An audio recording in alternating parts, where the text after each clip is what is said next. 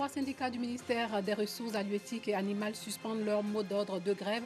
Ils ne comptent cependant pas s'arrêter là et entendent entrer en grève fin août. Et puis l'ex-président soudanais Omar El-Béchir comparaît demain devant la justice à Khartoum où il risque la peine de mort pour son coup d'État de 1989 contre le gouvernement démocratiquement élu du Premier ministre Sadek Al-Mahdi.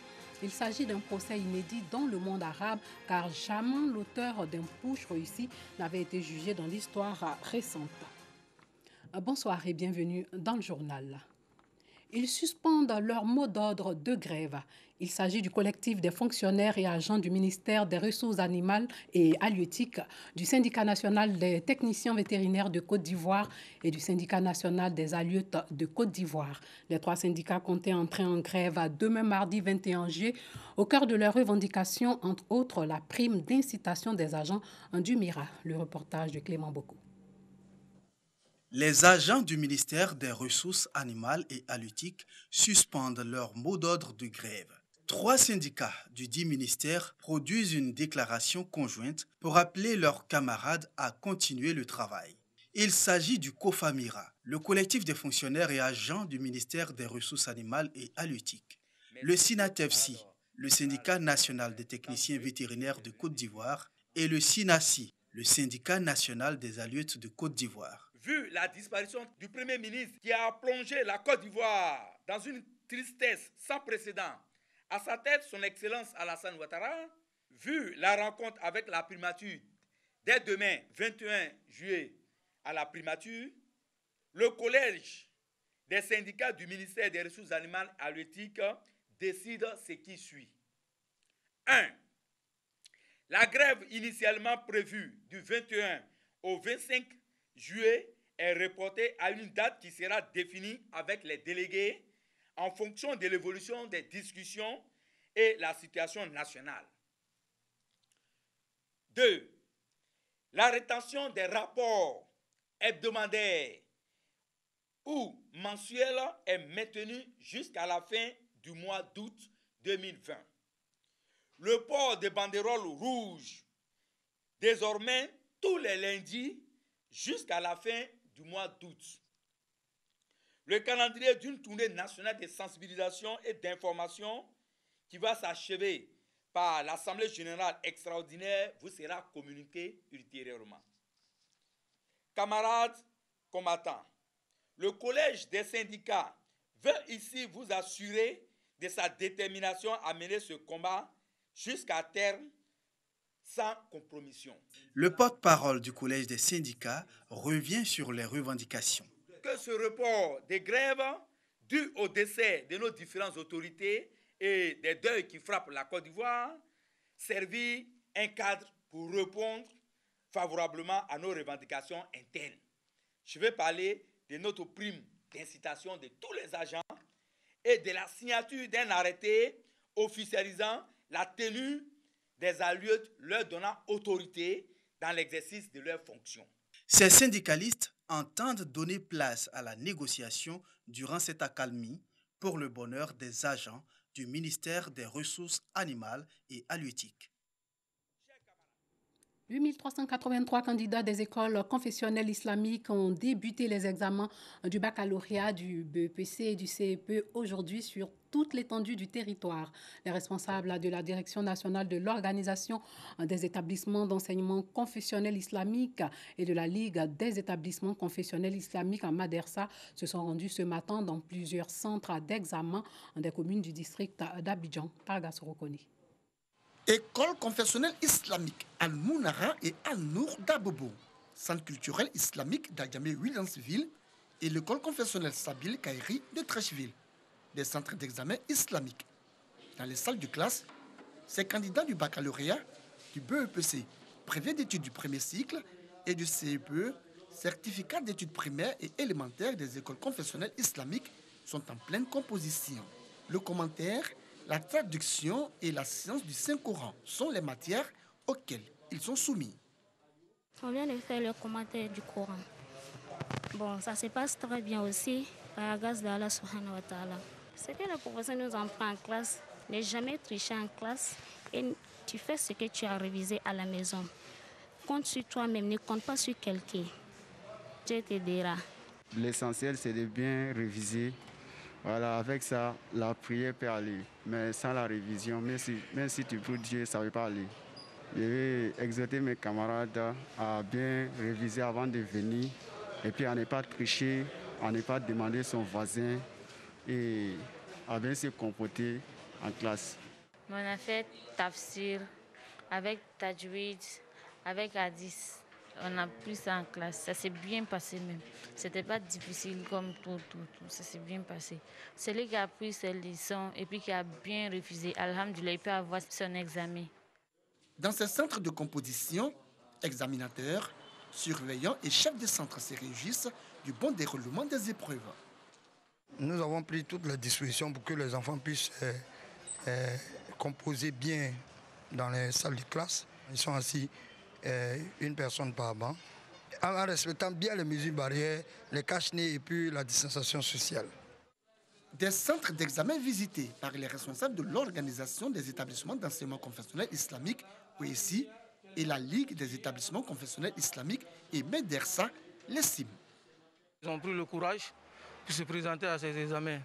Et pourtant, il y a des enfants aussi qui ont refusé cette année, vu ce qui se passe dans le contexte mondial aujourd'hui, le coronavirus. Donc nous les encourageons et nous les souhaitons de bonnes chances à eux tous. Le prophète Mohammed sallallahu alayhi wa sallam nous dit de ne pas tricher. Man ghashana falaysa minna. Celui qui triche parmi les musulmans, il ne fait pas partie de sa communauté. Donc nous avons quand même conseillé les enfants à écrire ce qu'ils connaissent. Parce que quand toi-même tu regardes ton diplôme à la maison et que tu as triché pour avoir le diplôme, vraiment, tu n'es pas à l'aise. C'est ça, nous avons conseillé à nos enfants et je crois que le conseil a été entendu. Ces examens islamiques ont bénéficié du soutien de l'Inspection générale de l'éducation nationale. Un encouragement aux candidats, surtout qu'ils comptent sur leur mérite, qu'ils comptent sur ce qu'ils ont appris pendant 9 mois. Et je pense que les examens sont toujours tirés de ce qu'ils ont appris à l'école. Et je pense qu'ils feront de bons résultats pour la satisfaction de leurs directeurs et de leurs organisateurs. Au total, 8383 candidats, dont 6011 au CEPE, 1944 au BEPC et 428 au baccalauréat, repartis dans 76 centres, prennent part à ces examens nationaux islamiques. Les résultats seront connus le lundi 3 août prochain. Des élèves et étudiants ont été instruits sur l'importance du volontariat à Bouaké, une idée de la plateforme internationale des jeunes pour promouvoir et développer leur potentiel en leadership. La rencontre s'inscrit dans le cadre de sa table ronde d'échange dénommée Forum des étudiants. Djeneba Ouattara. L'importance du volontariat dans le cursus scolaire et professionnel. C'est autour de ce thème que s'est tenu le panel de l'AESEC, plateforme internationale des jeunes pour promouvoir et développer leur potentiel en leadership à Bouaké. Panel qui s'inscrit dans le cadre de son activité dénommée Students Forum, une table ronde d'échange entre élèves et étudiants. Il s'agit de les amener à s'approprier le volontariat en vue d'une meilleure insertion socio-professionnelle. Un étudiant, il n'est pas tout son temps pour lui.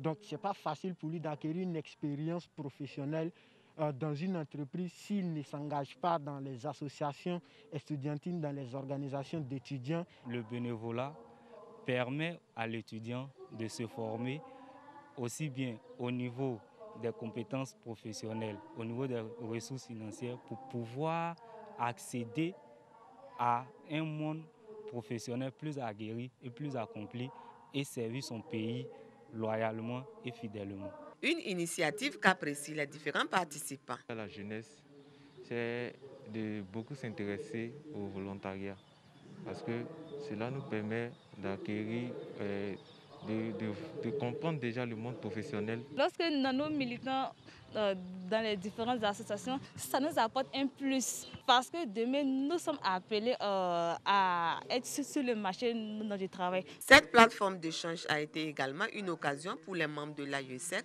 de sensibiliser l'assistance sur la maladie à coronavirus et les moyens de lutte contre la pandémie pour briser la chaîne de transmission.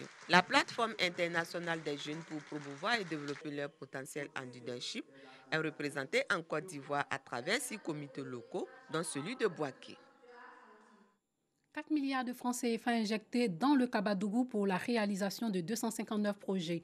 L'information a été donnée à l'issue de la tenue de la première session ordinaire du Conseil régional du Kabadougou à Odiéné dans le nord du pays. Ce bilan a été dressé après 7 ans d'activité avec à la clé la réalisation de plusieurs infrastructures de base. Soro Corona.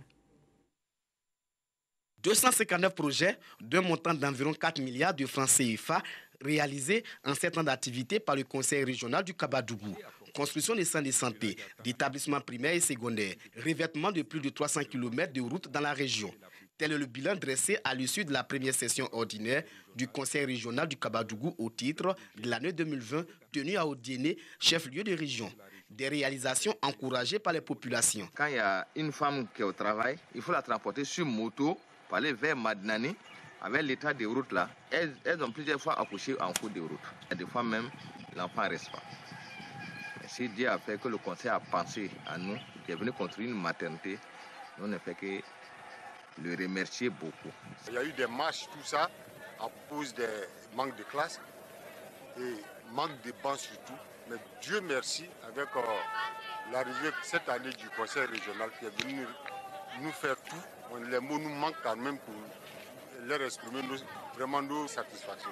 Pour le président du conseil régional du Kabadougou, son administration veut davantage se rapprocher des populations. Mais les besoins sont tels que nous projetons de faire davantage, comme l'État lui-même le dit, comme à travers son Excellence le Président de la République, qui a mis de gros moyens pour l'investissement et qui tient absolument à amener la Côte d'Ivoire vers l'émergence.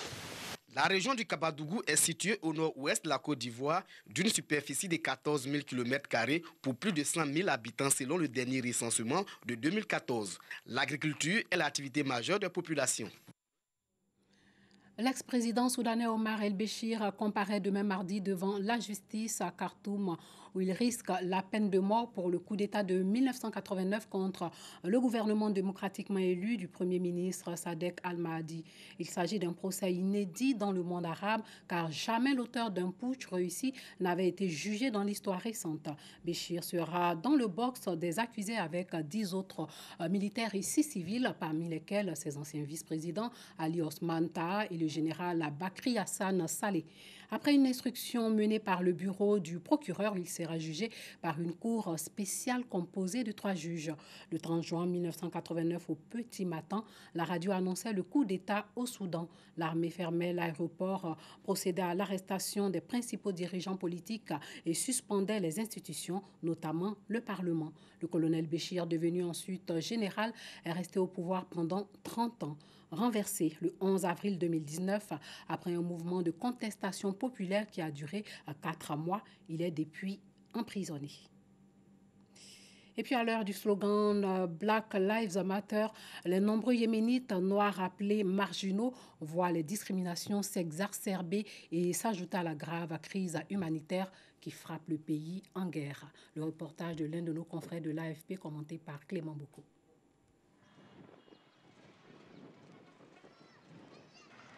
À l'heure du Black Lives Matter, les Yéménites noirs sont toujours discriminés. Nous souffrons de discrimination raciale. Nous ne savons pas si cela est dû à la couleur de notre peau noire. Ils ne nous ont donné aucun droit, mais il est temps qu'on nous accorde nos droits. Les discriminations s'exacerbent et viennent s'ajouter à la crise humanitaire. Le ministère des Droits humains a préparé un plan complet pour sortir ces personnes de leur souffrance. Cependant, sans solidarité sociétale et institutionnelle au sein de l'État, cette vision ne pourra aboutir. Cette minorité représenterait entre 2 et 10% des 27 millions de Yéménites selon les estimations. Voilà, c'est tout pour ce soir. Merci de nous avoir suivis et surtout, portez-vous bien.